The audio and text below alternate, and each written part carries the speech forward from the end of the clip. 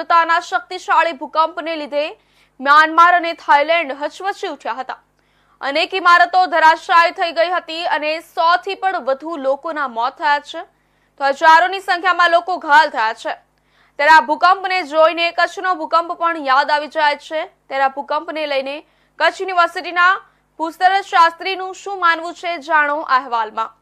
Myanmar માંડલેમાં આવેલા ગોઝારા ભૂકંપને લીધે વિયેતનામના પણ નુકસાન થયું છે, તો ભારતના પણ મેઘાલયમાંથી માંડીને દિલ્હી સુધીના વિસ્તારમાં આંચકા અનુભવાયા હતા। મ્યાનમારમાં ભૂકંપના કારણે કટોકટી જાહેર કરવામાં આવી છે। ભૂકંપ બાદ થાઈલેન્ડમાં મેટ્રો સેવાઓ અટકાવી દેવાઈ હતી। બપોરના 7.7ના ભૂકંપ બાદ માંડલેમાં આજે 6.4ની તીવ્રતા સાથેના વધુ એક આંચકાને લીધે સ્થિતિ વધુ બગડી હતી। મ્યાનમારમાં આવેલા ભૂકંપ બાદ થાઈલેન્ડ, બાંગ્લાદેશ, ભારત અને ચીનમાં પણ ધરતી ધ્રુજી ઉઠી હતી। જોકે સૌથી વધારે નુકસાન મ્યાનમાર અને થાઈલેન્ડમાં જ થયું છે।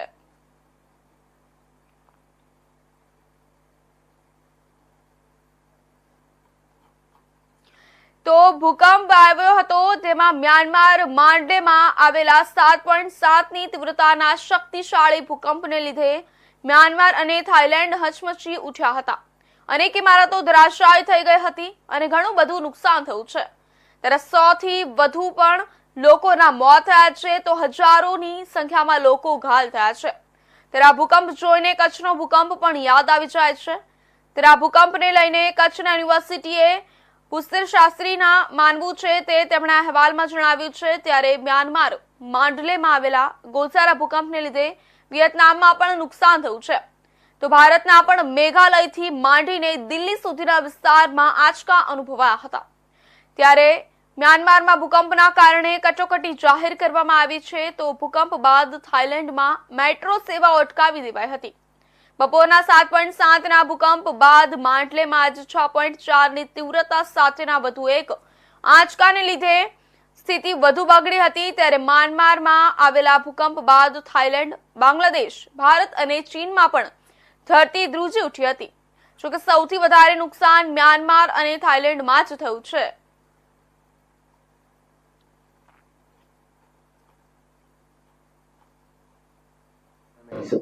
સંજી, વાત કરવામાં આવે તો અત્યારે જે મ્યાનમારમાં જે ભૂકંપ આવ્યા છે, શું પરિસ્થિતિ છે અને કઈ રીતે આવ્યા, શું ભૌગોલિક દ્રષ્ટિએ આપ જુઓ છો? મ્યાનમાર વિસ્તાર આપણે જોવા જઈએ તો ભૂકંપ જ્યાં ઘડી ઘડી આવે એને હાઈલી સિસ્મિકલી એક્ટિવ ઝોન કહેવાય।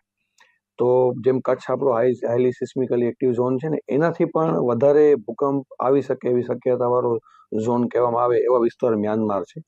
એનું કારણ એ છે કે મ્યાનમારમાં 3 જે પ્લેટ છે, ધરતીના સપાટી ઉપર પ્લેટ જ્વાળામુખીની ઉપર તરતી હોય છે, અને ઘણીવાર પ્લેટ તરે ને ક્યારેક એકબીજાથી અથડાય, ક્યારેક એકબીજાની પાસે જ નીકળે, ક્યારેક એકબીજા દૂર થાય।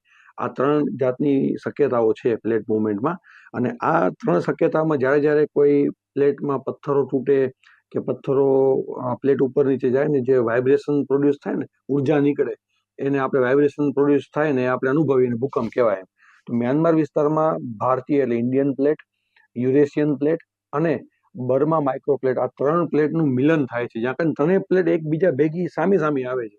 હવે આપણે એવું એક નાનકડું ઉદાહરણ આપું કે 3 વ્યક્તિઓ હોય અને એકબીજા સામે આવીને અથડાય, તો 3 વચ્ચે અથડામણ થાય ને, ઉર્જા નીકળે ને, તો વિચાર કરો કે હજારો કિલોમીટર લાંબી અને 40 થી 50 કિલોમીટર જેની હોય, જેની થિકનેસ હોય, એટલી મોટી પ્લેટ જ્યારે એકબીજા સામે કન્ટિન્યુઅસલી આવે, ત્યારે આ ઝોનની અંદર જ્યાં 3 પ્લેટ મળે એમાં ઘડી પથ્થરો તૂટે, પથ્થરો ભાંગે અને એના કારણે ઉર્જા નીકળે। તો આ ઉર્જા ભૂકંપના રૂપમાં ફરી પાછી મ્યાનમારના લોકોએ અનુભવી છે। આ એરિયા બહુ જ એક્ટિવલી ઝોન છે। છેલ્લા 400 વર્ષનો ડેટા તમે જોઈએ તો 50થી વધારે મોટા ભૂકંપ, જેની મેગ્નિટ્યુડ આજે તો 7.7નો આવે, ત્યાં કને 8 મેગ્નિટ્યુડના પર ભૂકંપ પહેલા આવી ચૂક્યા છે। તો મોટા ભૂકંપ આવી રહ્યા છે, અને હર 2 વર્ષે 5 થી ઉપરનો મેગ્નિટ્યુડનો અર્થક્વેક આ એરિયા અનુભવે છે। ખાસ કરીને વાત કરીએ તો અને બર્મા માઇક્રો પ્લેટ, આ 3 પ્લેટનું મિલન થાય છે, જ્યાં